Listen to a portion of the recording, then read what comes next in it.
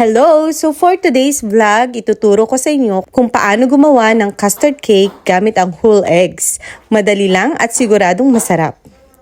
Unahin natin ang 1/2 cup na asukal, ilagay sa lyanera at tunawin sa mahinang apoy hanggang maging caramel. Kapag tunaw na, itabi muna natin. Next, sa isang bowl ilagay natin ang 6 na buong itlog, 1 tablespoon of vanilla, 1 can condensed milk, at 1 can evaporated milk. Hahalu-haluin natin ng dahan-dahan, then saka natin sasalahin ng 2 hanggang 3 beses para maging makinis. Kapag okay na, itatabi muna ulit natin ito. Para naman sa chiffon, itong mga kailangan natin. So sa isang bowl, ilagay natin ang 3/4 cup cake flour, 1 1/2 teaspoon baking powder, 3 tablespoon of asukal, white or brown, pwede. Then isunod natin ang 1/2 tablespoon ng vanilla, 3 tablespoon ng canola oil, 3 egg yolks, at 1/4 cup at 2 tablespoon ng tubig. Then saka po natin to hahaluin hanggang maging smooth at walang buo-buo. Okay, ngayon naman gagawin natin ang meringue. Sa hiwalay na bowl, kailangan ito po ay tuyo, malinis, para sa ganun maging stiff po yung ating meringue. So ilagay po natin yung 3 egg whites, kaunting suka or cream of tartar. Ako kasi suka yung ginagamit ko kasi mas subok ko na.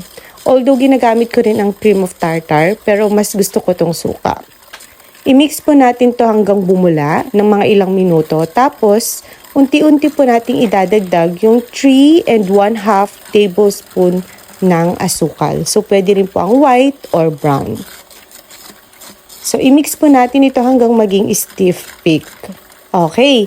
Then, kapag stiff peak na po siya, dahan-dahan nating i-fold ang meringue sa chiffon butter.